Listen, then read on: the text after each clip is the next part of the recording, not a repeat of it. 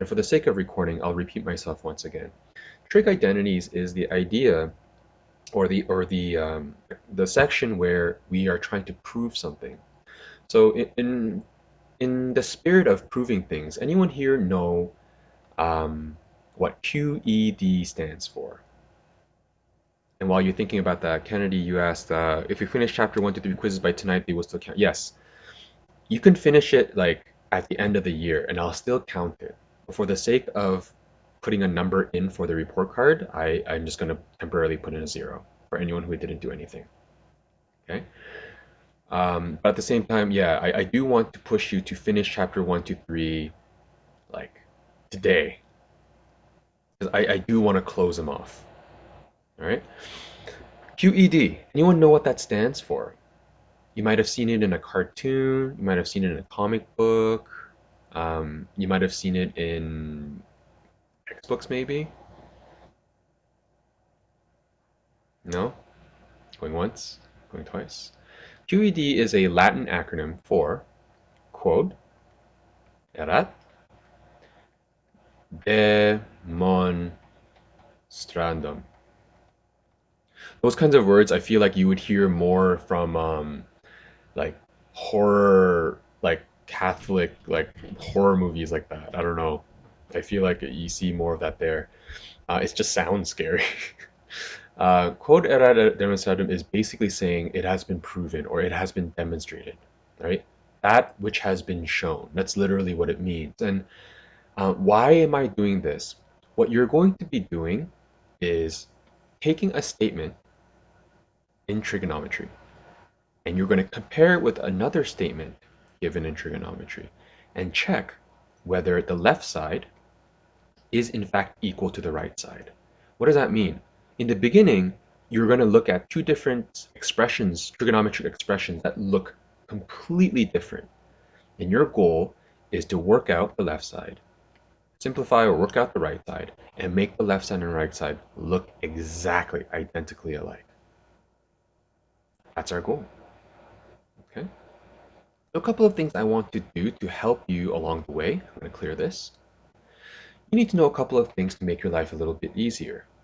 You already know that cosecant theta, secant theta, cotangent theta can be rewritten as 1 over sine, 1 over cosine, 1 over tangent, right? And so if you see a cosecant, you can rewrite it in terms of sine. If you see a secant, you can write it in terms of cosine. And if you see cotangent, well, write it in terms of tangent. But you remember also that tangent is equal to sine theta over cosine theta. Well, if that's the case, take a look at 1 over tangent.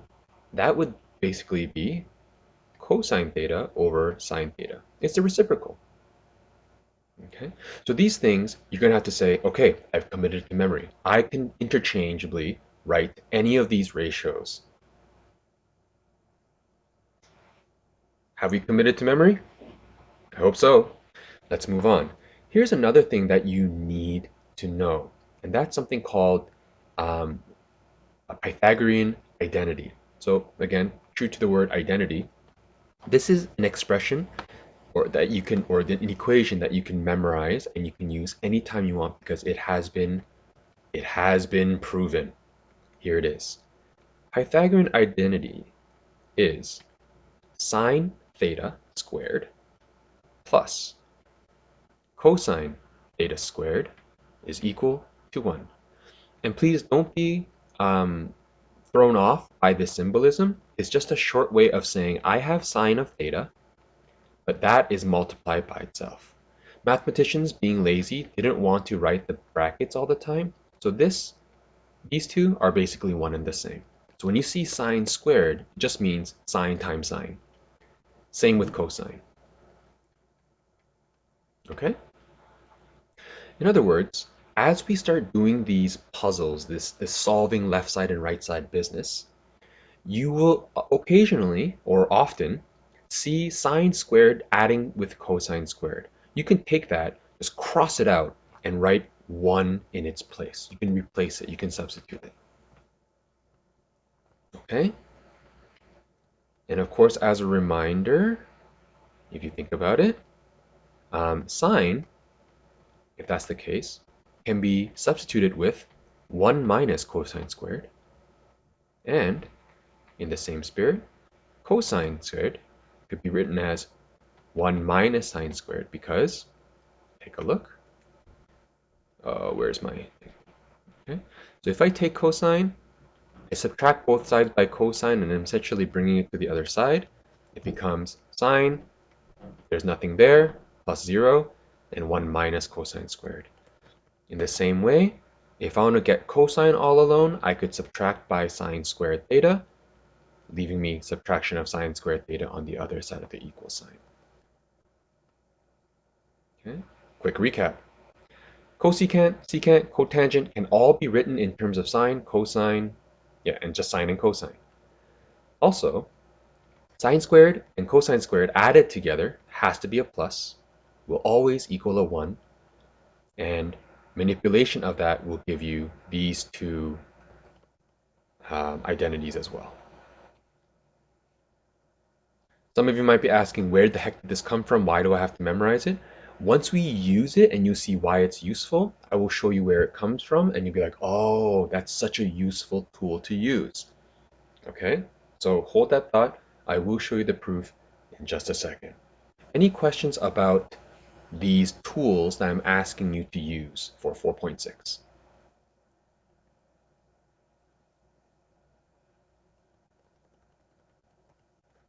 Now is a good time to ask because I'm going to start using them left, right, and center. And so you have to be able to follow along. Any questions? No? All right, let's do this. I think it's a good idea to start off with something relatively simple, and you will see what I mean. In the sheet, I ask you to try and prove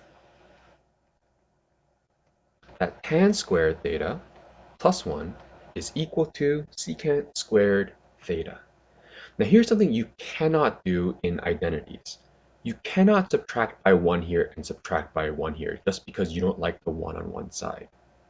Okay? In trig identities, what you're trying to do is prove the left side and right side is equal. You're not trying to find theta. You're not trying to find a variable. In other words, please pretend that there is a nice wall dividing the left side and right side where the equal sign is. Left side is equal to tan squared theta plus 1. Right side is equal to secant squared theta. And you have to keep what's on the left side on the left side and work with just that in hopes that it will look like the right side.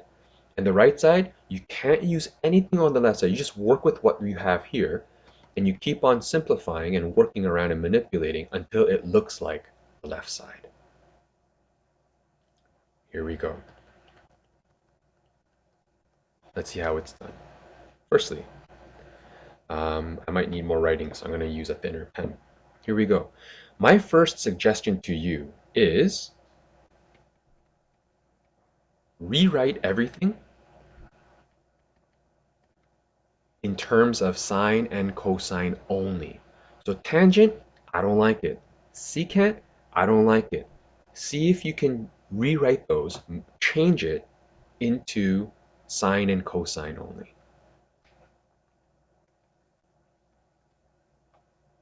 So, someone want to give it a shot? What was tangent again? How can we rewrite tangent? Sine over cosine. Right, and because this is squared, it's basically tan squared, it's tan times tan. It's like sine theta times sine theta, it's squared, sine squared, and cos times cos is cos squared.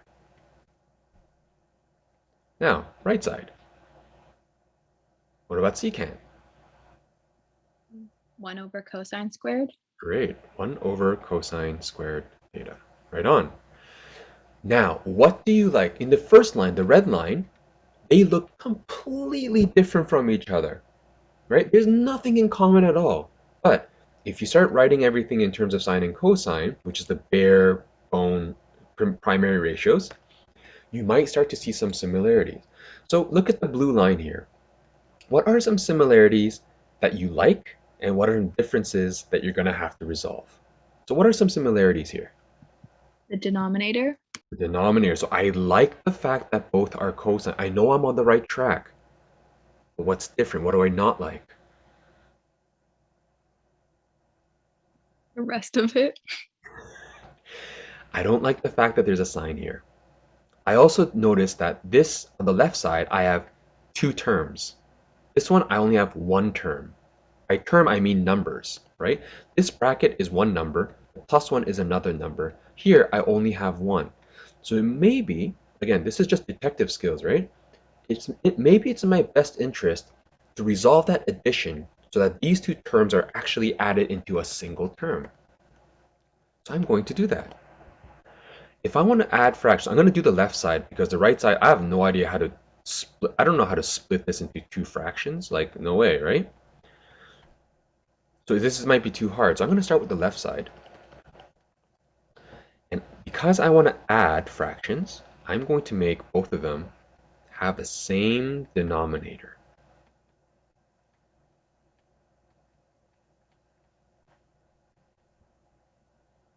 And lo and behold, I can add these fractions, because the denominator is the same. So going back to your knowledge of fractions, the denominator is left alone. Only the numerators are added. What do you notice about the left side?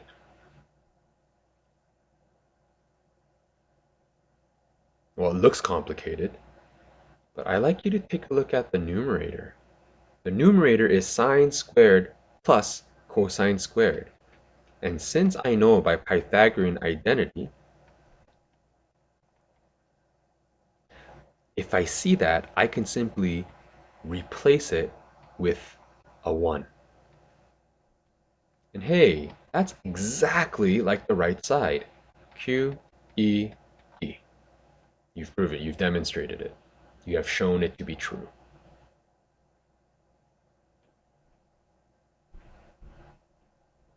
What do you think? This is trig identities.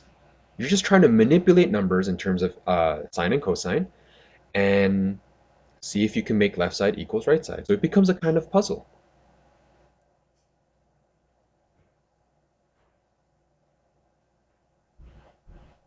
Shall we look at another example? Okay.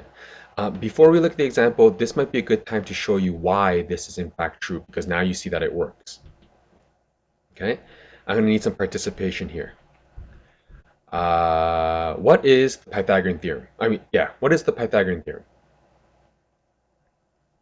A squared plus B squared equals C squared. Thank you. All right. Now, if this was on a Cartesian coordinate, so this is my right angle triangle, right? So this is my A, or how about I do this? This is my A, here's my B, and here's my C, right? In terms of Pythagorean, I guess, units or variables, what does A represent? What variable does B represent? And what variable does C represent? Anyone? Does A equal X? Or Oh, A equal Y? it's the y, right? So y B squared, I equal did that intentionally. I put a as the y. So a is actually the same as y squared, b is actually the same as x squared, and c is the radius, it's r squared. So far so good, I hope.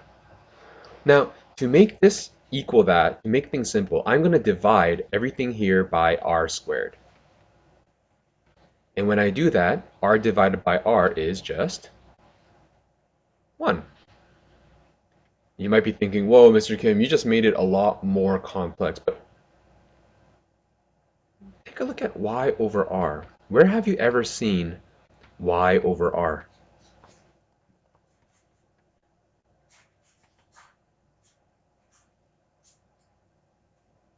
Remember? opposite over hypotenuse. If you remember, sine is opposite over hypotenuse, but on a Cartesian plane, it's basically rewritten as y over r. In the same way, cosine is adjacent over hypotenuse, and on a Cartesian plane, it can be rewritten as x over r. So y over r is the same as saying sine theta, and that is squared. And x over r is the same as saying cosine theta squared, and that's always going to equal a ratio of 1, no matter what. So because this is true for any angle, basically, we can replace sine squared plus cosine squared equals 1 throughout trig identities.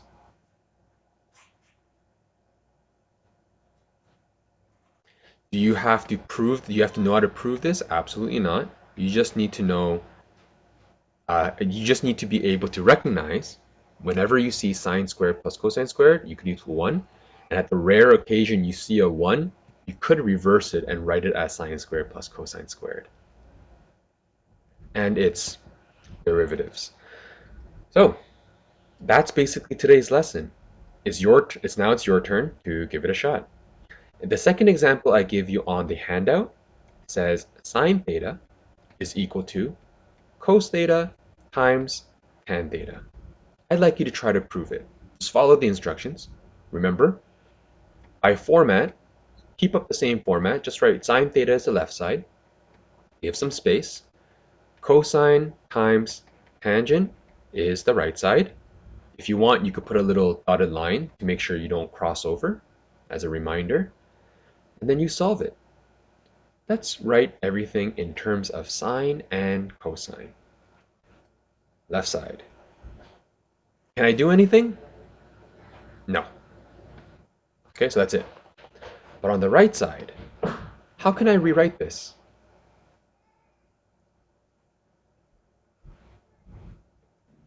You can switch tan to sine theta over cosine theta. Perfect. Okay, everything that's not sine or cosine, I need you to change. So cosine is written as sine theta over cosine theta. Great. You see what's happening now? Just from doing that? Cosine over 1, division of cosine. You're left with sine theta, which happens to be left side. Thus, it is demonstrated.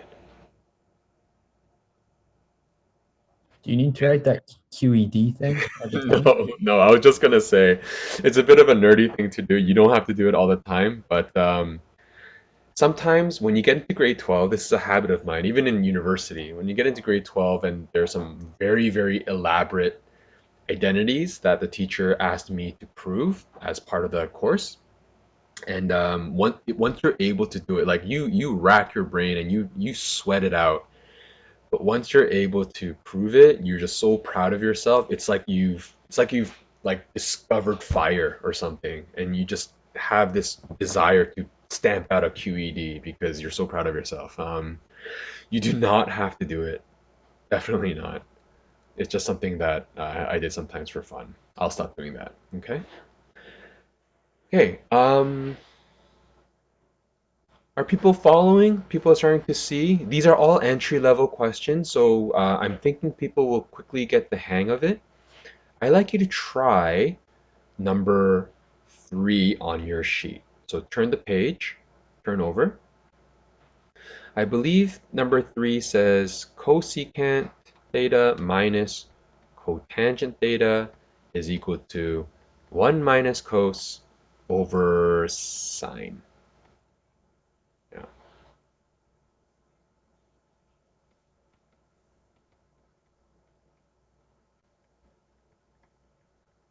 Okay. On the right side, to be honest, there are situations where you may not even touch one of the two sides. So as you get lazier and lazier, you may not write both of them. You may just start with, the side that you want to manipulate first. But up until you get to that point and you get comfortable, I'm gonna be asking you to follow the conventions and hammer out left side and right side to make it clear. All right. Someone who hasn't spoken anything, but you're starting to get the hang of it. CSC minus U. Would you start to? Would you try, or would you like to offer a direction? Maybe you want Can to I start. try? Pardon me? Can I try? Sure, absolutely. So you could write CSC tangent as 1 over sine theta, Perfect. minus 1 over tangent theta. True. And then on the other side. Oh, okay. So I guess we can focus more on the 1 over Well, tangent theta. it's still tangent. It's not sine or cosine. So can you go further? Oh yeah, you can rewrite tangent as cosine over Perfect. as sine over cosine or something. Oh, cosine over sine. It would be 1 over sine over cosine. So Okay. tangent is cosine over sine. Sine. Good. And on the right side, is there anything that you need to write in terms of or convert to sine or cosine? No. No. So we can just leave it. Now we're done. And where should we go from here? Kennedy says, my French teacher in grade 3 used to make us at the end of every math question write le compte as bon, which means that you solved it. Okay.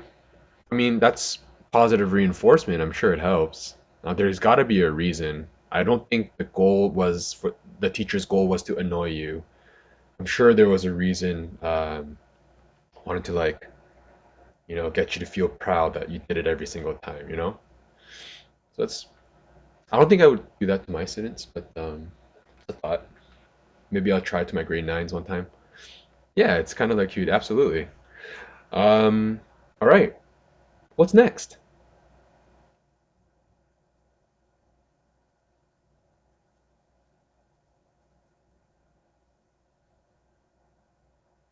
Not sure. Since the two on the left side have the same denominator, you can just subtract. Oh yeah. Right? So one clue you can have is that there's two terms here, there's only one term here, so I must have actually combined them together somehow. So let's do it. The denominator is the same, so the numerators have to subtract and the denominator is left alone. Just like how it's like 1 over 5 minus 2 over 5 is the same as 1 minus 2 over 5, right? So, oh, wait a minute. Wait a minute. We're actually done without even knowing. That's it. That was all it was. Okay. Question number 4 was just an example I wanted to throw in. So these are what I would consider relatively like entry level questions. Um, what I want to do is suggest, before I scare you, I'm going to suggest trying the text questions first. The questions I propose or I ask you to try as a separate handout on our Google Classroom shows some of the much more difficult questions to the point where it even involves factoring. So here's what I'm going to do. I'm going to save the textbook questions for you to do for homework. I'm going to pull out the sheet that's on our Google Classroom and we'll do maybe 2 or 3 together just so that you see how intricate some of these puzzles can be, that you won't shy away from it, but just expect this kind of thing to be a potential solution in the future. All right. So let me open it up. That means I have to. I'm going to open up our website, our Google Classroom. Just give me a second. 4.6 Trig Identities. Here it is. New share. So here are the questions. I would like you to scan through this and choose. I'm going to do number 3 first because it sort of drives home a point. But afterwards, maybe choose another 2 that looks really, really hard. Scan through these and choose 2 that's really hard. I'll take first come, first serve.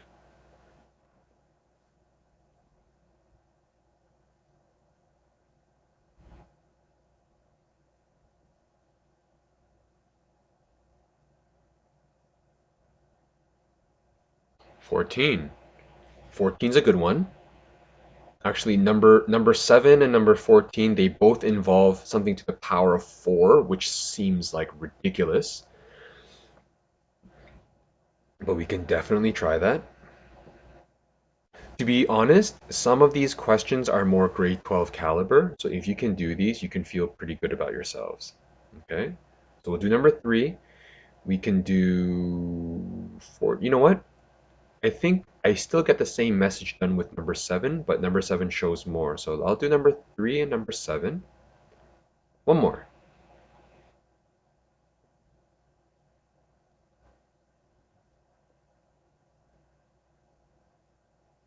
Nine. Number 9. Oh yeah. Actually, now that I'm looking at this, again, I don't have the answer. The answer keys are in the bottom, but looking at this question, actually, number 14 is pretty good too. Let's go through it all. All right, number 3. Sine, sine cos squared, sine cubed. Sine, sine cos squared, sine cubed. Sine, sine cos squared, sine cubed. Number 3. If you have a separate piece of paper, now might be a good time to pull it out. Number 3 says sine minus sine cos, I forgot the x, sine cos squared equals sine cubed x. Yes, I got it. All right. Everyone's with me? I'll give you just a short minute to copy this down.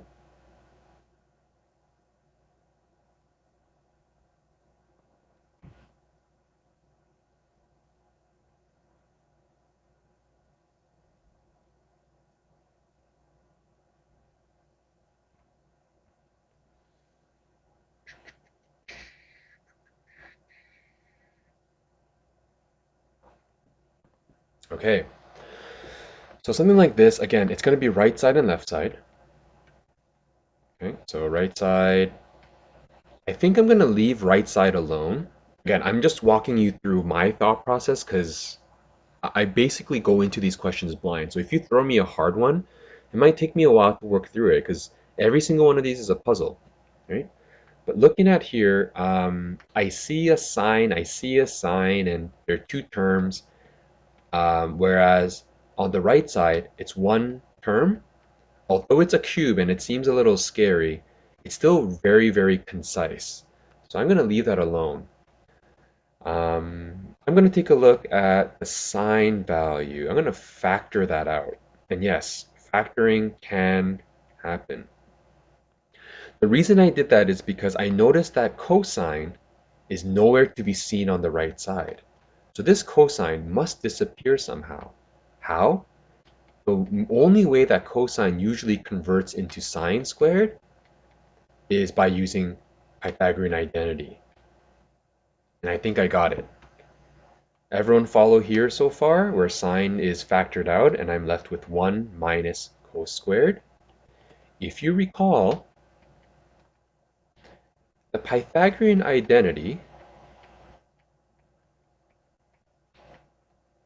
can be rewritten or can be rearranged, so that 1 minus cosine squared can be rewritten as just sine squared. So what that is just sine x, sine squared x,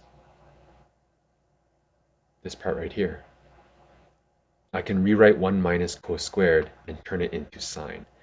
And this kind of stuff will become more and more familiar to you because you will start developing an eye, as I did, saying, oh, there's a cosine squared, ding, ding, ding. Anything that has squared, there's a good chance I have to use Pythagorean theorem. And I don't see a cosine here, so there must be a way that I change cosine into sine. So that's the 2 clues that I used to go in this direction.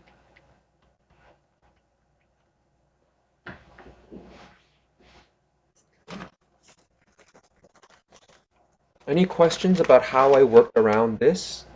You might see the answer, you might still see like, how did you jump from one line to another? Because it is a bit of a puzzle. Quick question. Mm-hmm. Just sine x times sine squared x. How did that become sine cubed x? As a reminder, sine squared x is the same as sine multiplied by itself. And so sine x multiplied by sine squared x is the same as saying sine x multiplied by sine times sine. So it's sine multiplying 3 times.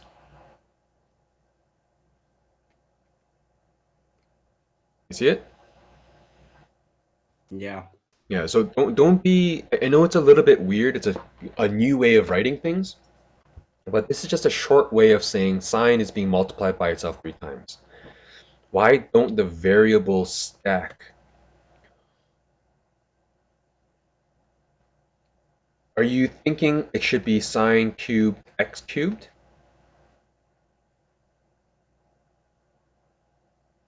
Okay, the reason being is, remember, when we have something like sine x, this is not equal to sin multiplied by some number. Sine x is basically saying sine function, right? Sine ratio of some angle. This is one body, this is one thing, this is one term. So when I write sine x multiplied by sine x, it's not that sine is multiplying by sine and x is multiplying by x. It's that this number, whatever that is multiplied by that number. Here's another example. Remember using special triangles? Sine 30 degrees is equal to 1 over 2. So sine 30 multiplied by sine 30 is like saying 1 over 2 times 1 over 2, which is 1 over 4. If we were to stack the angle as you said, then that would be sine squared multiplied by 30 squared. That's sine squared 900.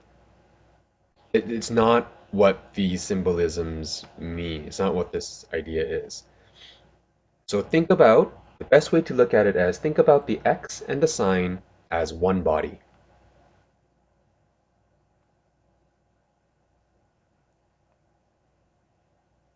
Any other questions? These are good. These are good questions. It's legit. How do you get from the first line to the second line on the left side? First line to the second. Oh, I factored out the sine. So sine divided by sine is 1, and sine cos squared divided by sine is just cos squared.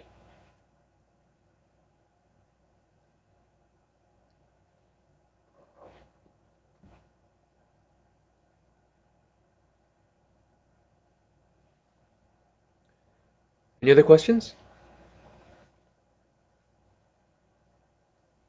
All right, let's give this a shot. We are looking at, I forget which question, I think 7 was the next one. Okay, let's take a look at number 7. It is power of 4 minus 4, 2 minus 2 equals 1. Okay, we've got number 7. Sine to the power of 4 minus cosine to the power of 4 over sine squared minus cos squared equals 1. And while you're copying this, I also need to remind you of something called difference of squares if we want to make this work. I'm trying to show you something.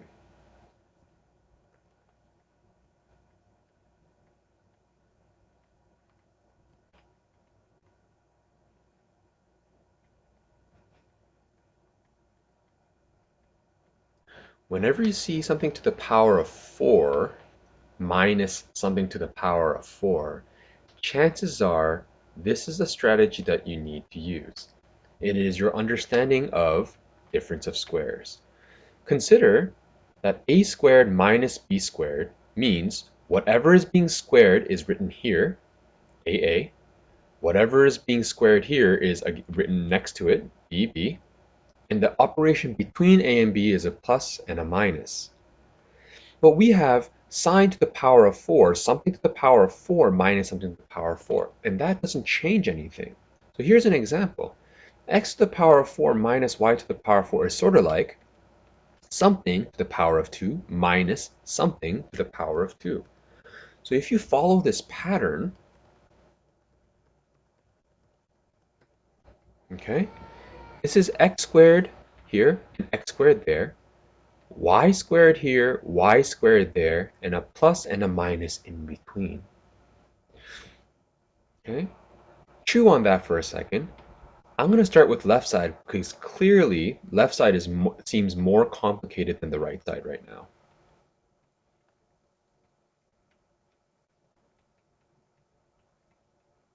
Okay, now sine to the power of 4 is like saying I have sine squared minus cos squared squared. Chew on that for a sec.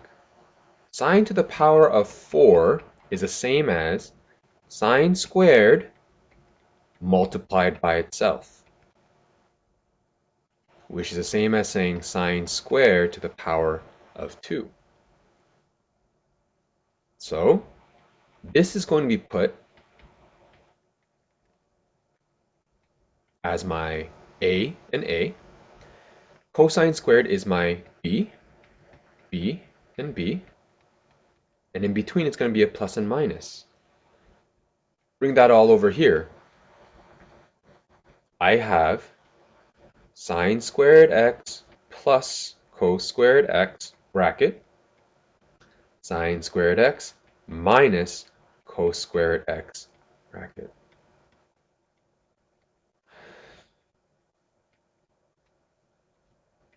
The reason I did that is because I noticed the denominator to be a subtraction of a difference of squares as well.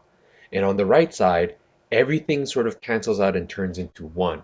So what I'm trying to do is create something that looks like this in the numerator because I know it's going to cancel out.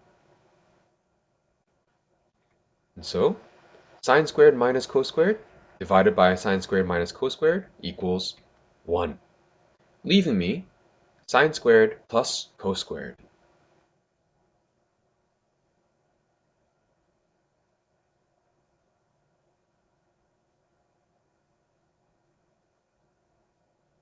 Anyone want to take over?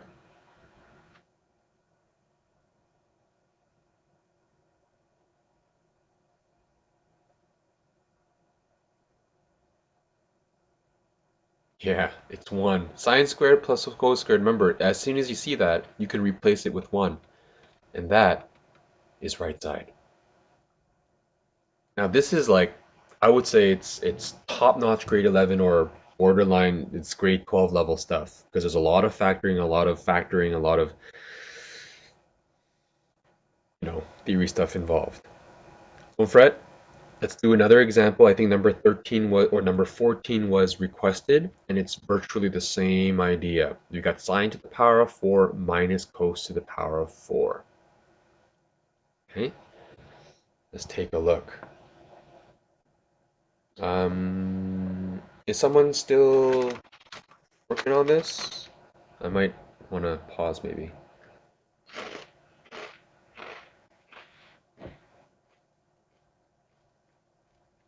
Okay. Well, it is being recorded after all, so maybe you can take a look at this part in our recording. Number 14. Sine to the power of 4 minus cosine to the power of 4 is equal to 1 minus 2 times cosine x. Did I get that right? Nope, cosine squared. There.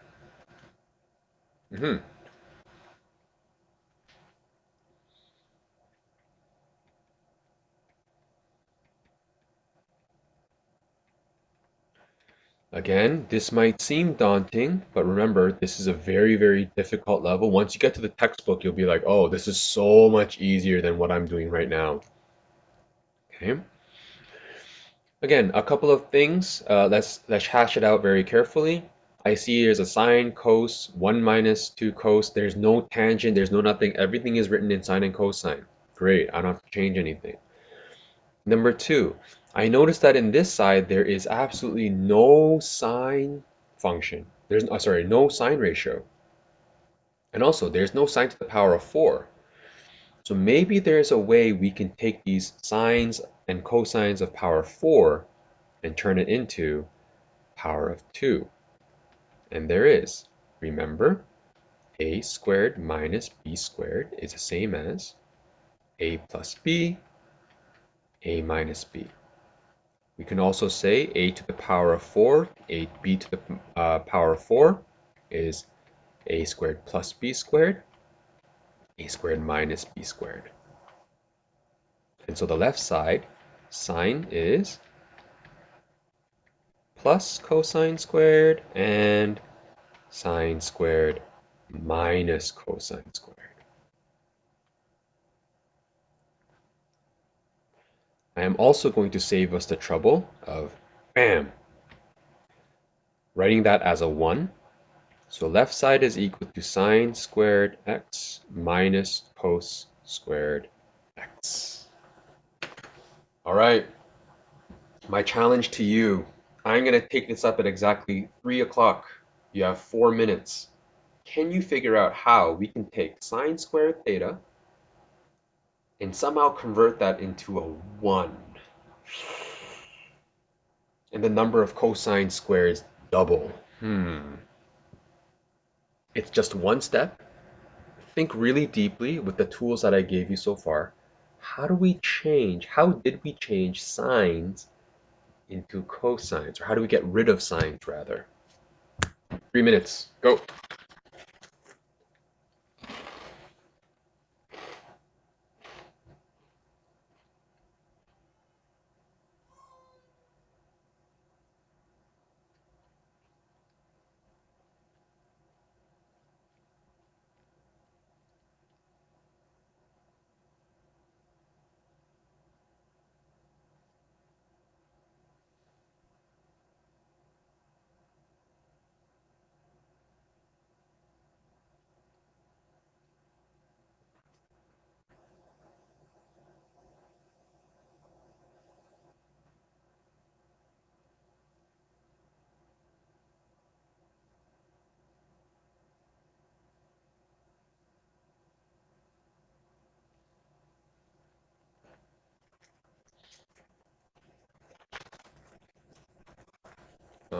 I'm curious, if you think you got it and you've solved it and you're able to prove it, just give me a thumbs up. I want to see how many people figured it out.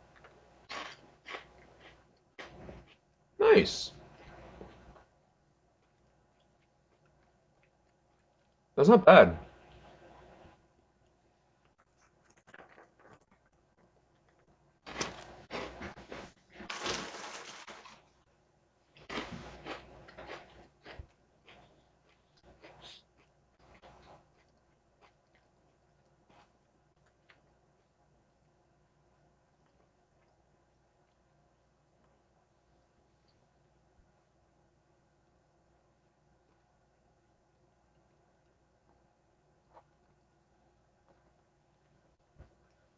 One more minute.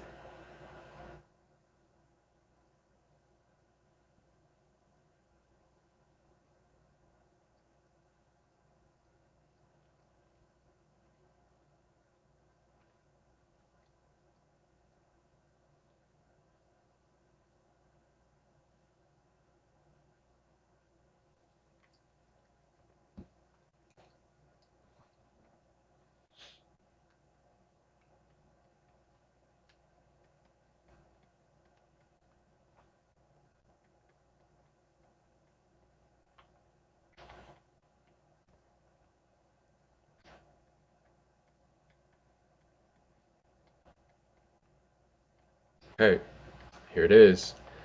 In the grade 11 level, the only tool that I gave you so far where you can change sine squared into cosine squared and vice versa is a Pythagorean identity. So sine squared can be written as 1 minus cos squared, and cos squared can be written as 1 minus sine squared. And that's all just a manipulation or a rearranging of Pythagorean identity. So I don't want this.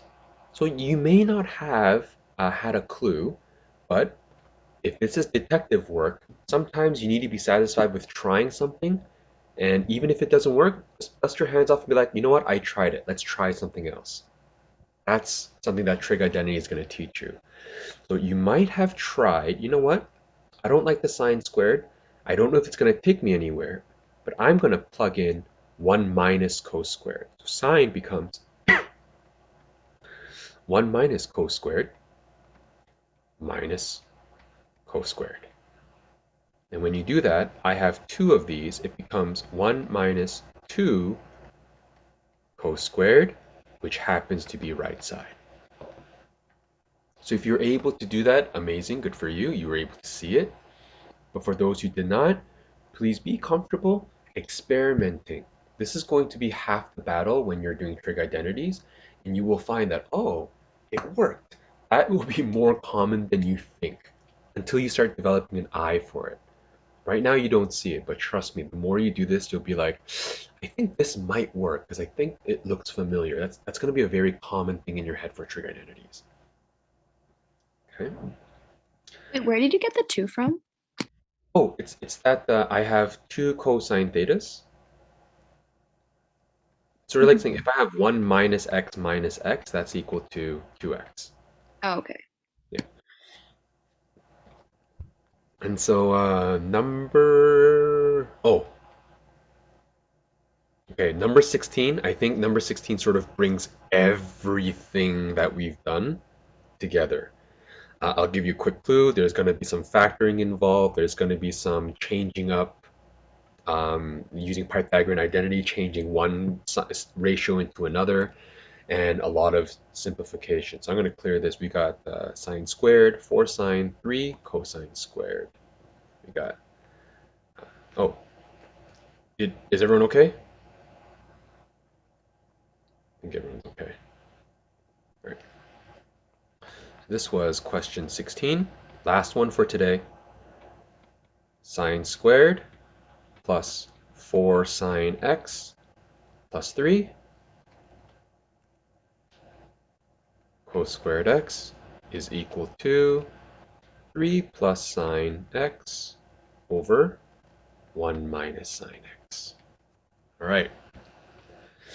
And as a hint, I think I'm going to start with the left side.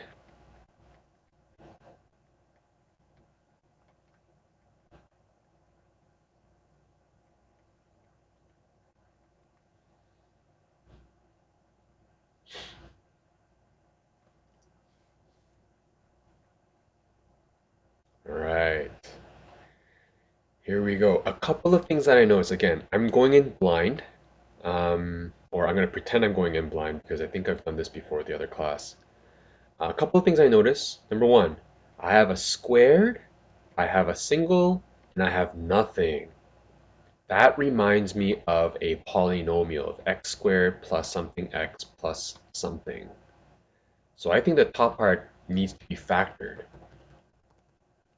Another thing that I notice is the denominator has a cosine squared, the numerator has a single sign, but regardless, it's in sine form. So I may have to take cosine and somehow change it into sine ratio. That's where I'm going to head it. So let's go. I'm going to assume that this is like x squared plus 4x plus 3. What are two numbers that multiply to 3, add to 4? 1 and 3. 1 and 3, right on. So this is x, instead of x, it's actually sine x plus 1, sine x plus 3. And the denominator, recall, cos squared can be written as 1 minus sine squared.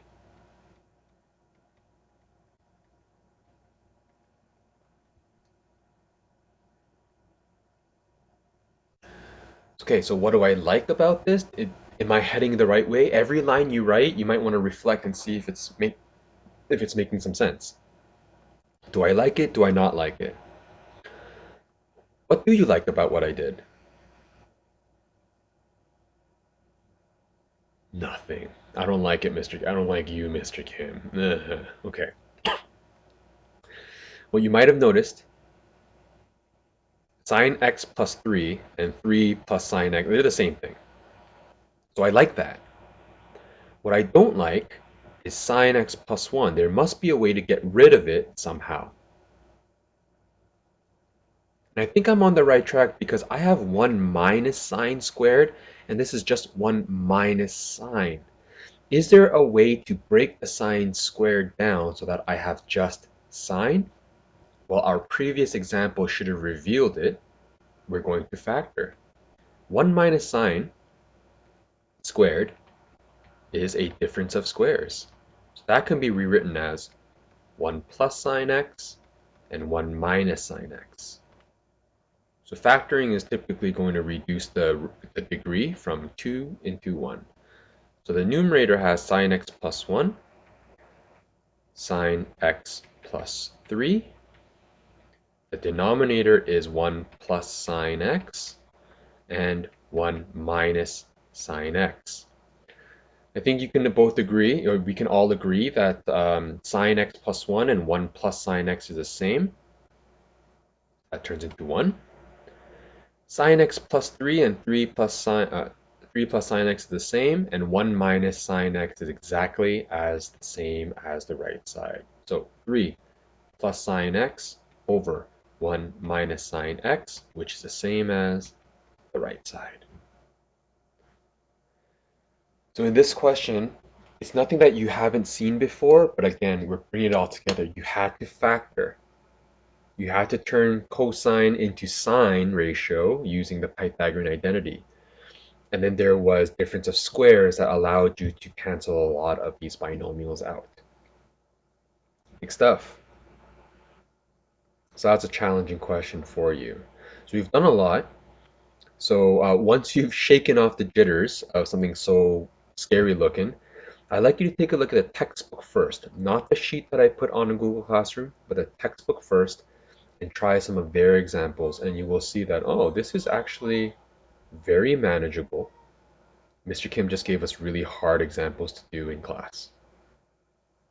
Okay? Any questions about what we've done so far? Maybe how do we go from here to here? Anything like that?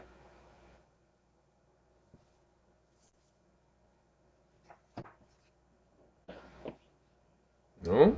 Are you sure?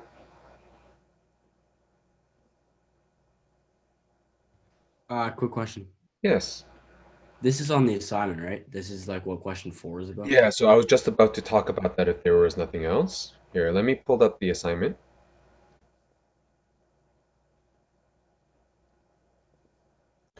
Let me share that with you. All right, everyone. So there's no other questions. I am going to explain a little bit more about the assignment. It was officially uploaded on Friday, and I would like to give you the weekend to complete it. So I highly recommend you finish this by next Monday, because next Monday we're going to have something else. So let me take things one step at a time. In this assignment, part A, B, and C all refer to this beach and water picture. Okay, so part A, B, and C are all on the trigonometry stuff where you might have to figure out sine law, cosine law. You may have to figure out whether it's an ambiguous case. One of these questions is going to implement a 3D aspect to it, so you have to watch out for it. Another question will definitely be ambiguous case, so you have to keep an eye out for whether it's ASS, okay, in a bum of a problem, okay, a butt of a problem. And yeah, so be careful of that. That's 15 marks out of the 20. Okay. The last 5 marks comes from being able to do a trig identity. So I'm going to ask you to circle just one of the 3. There are 3 questions here. You only have to do 1. Here's the catch. First one, very entry level, very easy. And so even though it's out of 5 marks, you can only earn 3 marks, and you are saying, I forfeit 2 marks. If you feel like you can do intermediate, then please do this one, and you can get a maximum of 4 marks, but you forfeit 1. The last one is a little harder, But again, I think you can do it. If you choose to do this one, you can get a maximum of 5 marks out of 5, and you don't forfeit anything. Some of you might ask, why can't I just do the last one and then I get part marks for it? Well, it's true, but remember, the whole point is to go in the direction of, the correct direction of proving left side equals right side. So if you haven't actually proved it, that means you might have been going in the wrong direction, which means you might not even be getting the part marks anyways. You could gamble that, but I would like to recommend you do the one you feel is most appropriate. And again, being an assignment, there's no way I can monitor whether you are working in a group of 15 and just copying, or whether you're doing it on your own, or whether you're doing it with a tutor or whatnot.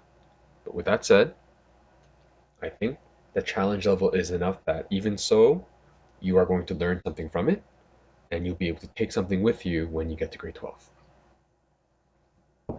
Any questions?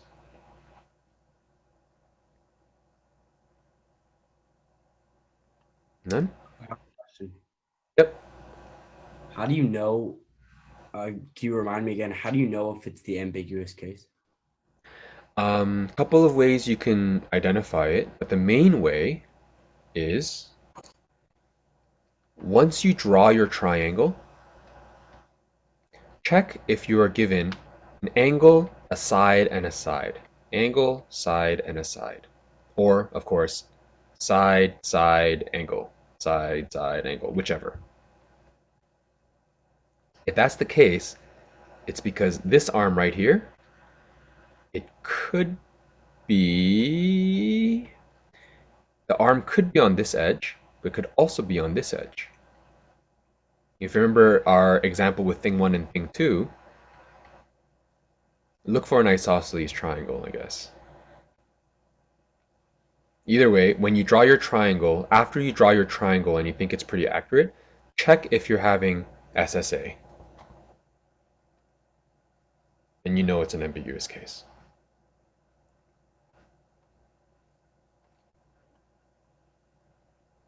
Any other questions?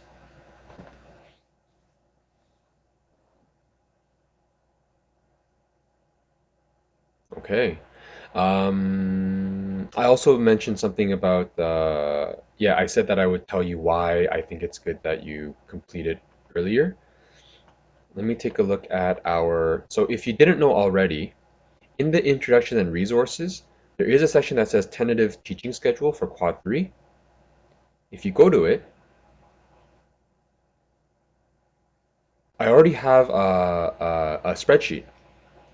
And if you've been following, you will see just how much you were accomplished and how much you got through. Deserve a pat on the back. We are on Monday right here. I'm not sure if you can see it highlighted, but it is what it is. Tomorrow, we're actually entering chapter 5 without taking a break. We're going to go through some elementary things, take a look at some different ways we can use sine and cosine in the terms of a graph, not just a circle, not just a triangle. And then because it's relatively new, I have a very quick, easy, but optional drawing a sine or cosine graph assignment, quick 10 marks. And then for real, what everyone is responsible for, on Thursday, I'm going to give you a short in-class assignment thing where I actually go through an example with you in 5.5. And then once you do that, you'll see, oh, I can do that. You're basically using Desmos.com to accomplish something, and it's worth 5 marks. The week after, I give you a at-home quest, which I think I talked about, but I can go over it when we get closer to that date. This quest is going to be sometime during this week, and I'm going to close the acceptance at 5 o'clock, Friday midnight, approximately 25 marks. On Wednesday, I also give you a quick 11-mark problem set. It's got very short questions on it, but I still need to do it because we would have covered 3 sections of chapter 6 already at that time. And then we move on. Once we finish chapter 6, we have another problem set, about 20 marks. And then we have chapter 7, at which point I'm not sure if I'll be able to give you another quest, but I definitely want to give you an optional mortgage retirement planning assignment. which I think is really good for you. And this technically has to be done by Friday because I'm not allowed to assign anything and collect us after a long break. I could do an extension after the break, but I still have to be fair and give you some time to do some work here. With that said, going back to what we were doing before, because next Monday I am giving you a quest, basically an online Google Forms quiz assignment that you can do with friends or with a tutor, whatever. I don't want this problem set with the beach and the water to overlap with the Monday quest. I want you to focus your attention on the quest. And so I assigned it on the previous Friday. You have all week this week, plus the weekend to finish off this assignment. And I think it's very doable. All right. Oh, I've kept you long enough. Any last minute questions? What's our last day of school? I believe it's the 19th. 20th, 21, and 22 is supposed to be something about credit rescue. I think it's like 99% confirmed there's no exam. So it is what it is. Okay, I don't want to keep you longer. If you have a question for the question for cast rule or question for trigonometry, question for anything, identities or whatnot, email me. I think it will help that I make a video and it benefits everyone. Once I see you in person, which is soon, I'm going to give back your tests. As opposed to going through the test manually, because we may not have time, you can request an explanation through video by emailing me. Okay, so I'll be a little busy, but I don't mind doing that for you. I think it'll help you in the future. Okay. If there's nothing else, you are dismissed. You can stick around and ask me a question. Otherwise, have a good one, and I will see you tomorrow. Yeah. Thank you, Mr. Kim. Bye. Hi, thank you. Yeah. Thank Thank you. you. See you tomorrow. Bye.